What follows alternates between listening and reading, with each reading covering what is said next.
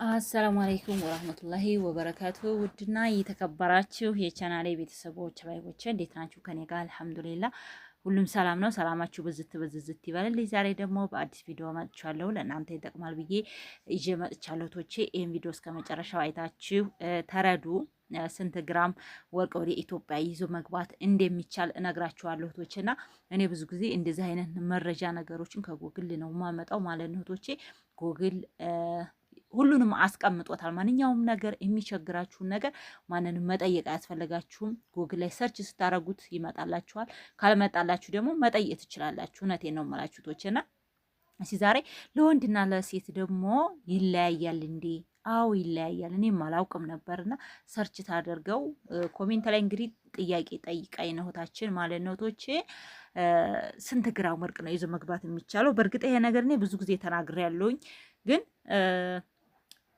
የተተቸ ነገር አይደለም ብዬ ነበር የማስበው ማለት ነው። አሁን ግን አለ ትች ያኔ ደንብ አለው ማለት ነው። አንድ ሰው ስንት ግራም ወርቅ ወንድ ስንት ግራም ሴት ስንት ግራም ይዞ እንደሚገባ አለ ማለት ነው። ደንብ ያኔ ህግ አለ ማለት ነው ቶችና ይህን ነገር የተወጀዳችሁን ያላችሁን ቢያንስ አንድ ሰው 20 ግራም ሊሆን ይችላል 10 ግራም እንደዛ ብዬ ነው የመዳም ቅመሞች ተዝባ ላይ መቼም አይገዙም ብዬ ይህንን ያህል ይዛችሁ መግባት ትችላላችሁ። እኔ ስለ ወርቅ ነገር ሲጠየቁም በእርግጥ እህቴ ይዛ ገብታለች 7 ግራም ወርቅ ግን ምንም ነገር አልተጠየቀችም። ከቦርሳው አድርጋ ነው ይዛ ያገባችው ማለት ነውና እኔ ይዤ ባልገባ ሌላ ሰው ይዞ የገባ አለ ማለት ነውና ምንም ነገር እንዳልተጠየቁ ነበረ የማስበው ማለት ነውና እንግዲህ ተግራም በላይ ተሆነ ግዴታ ማሳወቅ እንዳለብን ማሳሰቢያ አለ ማለት ነው። እና እህቶች እንግዲህ ዛሬ ለእናንተ ይጠቅማል ብዬ ነው ይዤ የመጣሁት። ላይክ አድርጉኝ።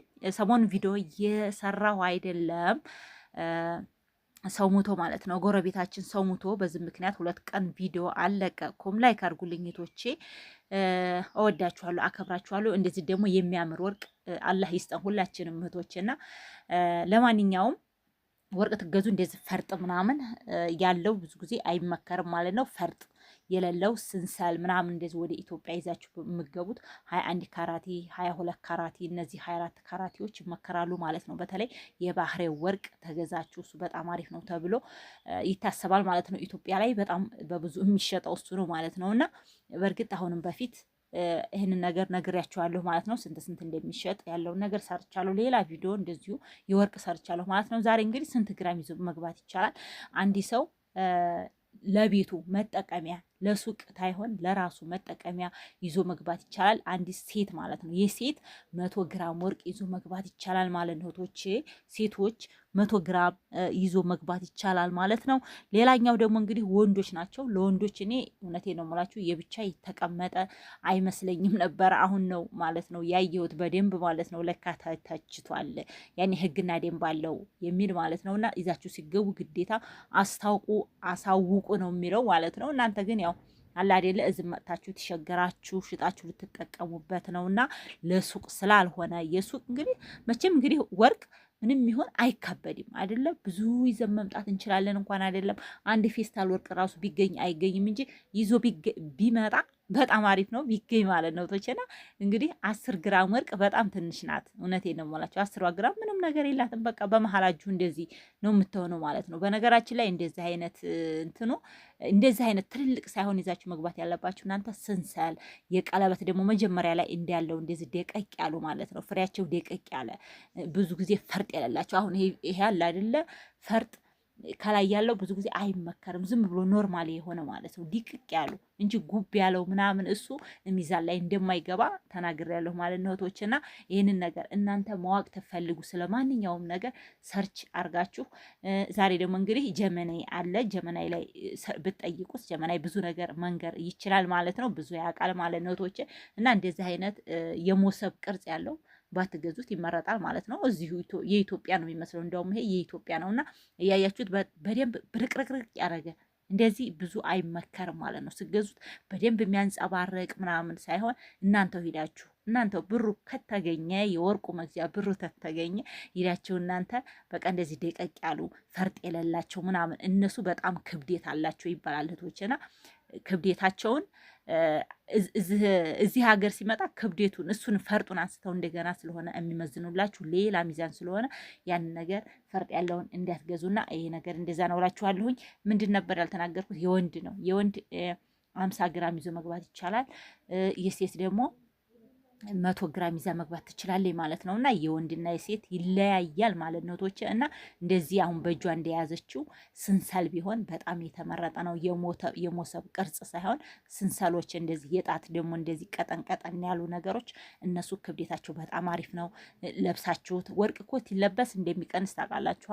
ግን ቢቀንስም ማሻላ ያኔ ይሸጣል፣ መቼም ይሁን ይሸጣል። አሁን ይሄ ያለ አይደለ ይታያችኋል። ይቺ ከላይ ያለችው ፈርጧ ሚዛን ላይ አገባም እህቶች እና ይችን ትተው ነው ማለት ነው ታችኛውን የሚመዝኑት። እና ይህ ነገር ለእናንተ ሲመጣ እንዳይቀንስባችሁ ፈርጥ ያለው አይመከርም ማለት ነው እህቶች። እና እንዴት ናችሁልኝ? ሰላማችሁ ብዝት ይበል። ለማንኛውም ማለት ነው ወርቅ የምትገዙ ጥሩ ብር የሚሰጡ ያን የምታገኙ ያድርጋችሁ ማለት ነው። ወርቅ መቼም ያንዴ ብዙ ጊዜ አጠራቅመን ነው አይደል? እንደ አንድ ወርቅ አንድ ሰው ብዙ አመት ይሰራ ወይም ቤት ኑሮት እንግዲህ ሌላ ነገር ያኔ ወርቅ የሚመኝ ሰው ዙሮ ያኔ ነገ ጧት የሆነ ነገር አረግበታለሁ የሚል ነውና፣ ግን ወርቅ ለመግዛት ብዙ እናስባለን እህቶች፣ ግን አይሳካም።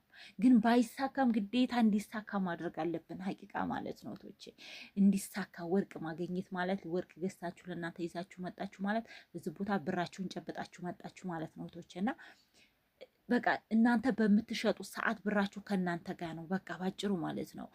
በተለይ አረብ ሀገር እያላችሁ ለማንም ሰው አልክም፣ እኔ ማንንም ማመን አልችልም፣ ገንዘቤን ያጠፉብኛል የምትሉ ከሆነ ወርቃችሁን ይዛችሁ ወርቃችሁን ገዝታችሁ ተሌባ ተጠንቅቃችሁ አንዳንድ ነገሮች ያኔ ጥፋት ታለበት ቦታ ተጠንቅቃችሁ ወርቃችሁን በእጃችሁ ይዛችሁ መጥታችሁ እዚህ በቃ መሸጥ አለባችሁ ማለት ነው። ለምን ብትሉ ራሱ ወርቁን ይዛችሁ ተመጣችሁ ታሸጡ ይቀመጣል።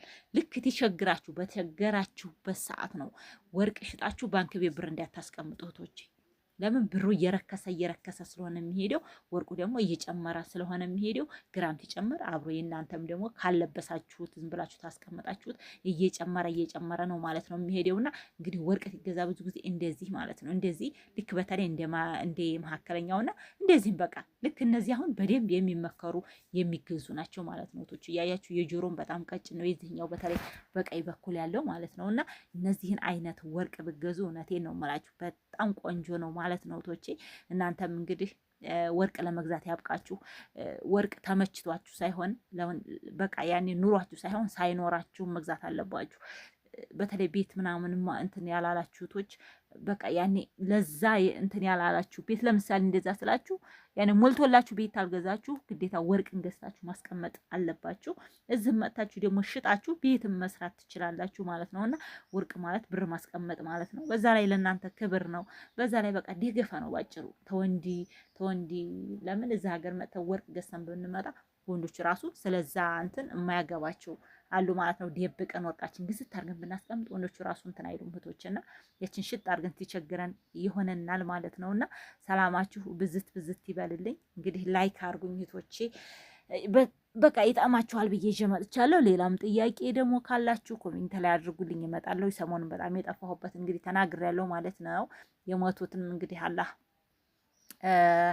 እሱ የጀነት አለ ያርጋቸው። ትልቅ ሰው ሞተው ነበር እዚህ ጎረቤታችን። ለነሱ በጣም በቃ እያስተናገር ምን እያልን በዛ ላይ ሰው ስለሚመጣ ነው የጠፋሁት። አሰላሙ አለይኩም ወራህመቱላሂ